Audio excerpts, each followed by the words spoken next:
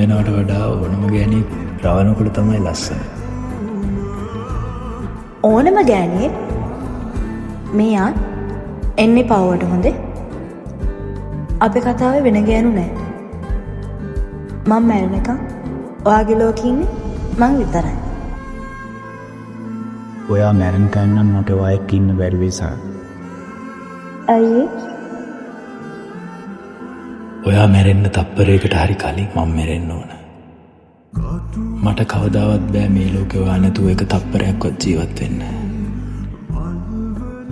එහෙනම් මැරෙන දවසට අපි දෙන්නම එකට මැරෙමු. කොච්චර වයසට ගියත් මේ වගේ ආදරෙන් තුරුළු වෙන මොකද කියන්නේ? हाद मत है बाबा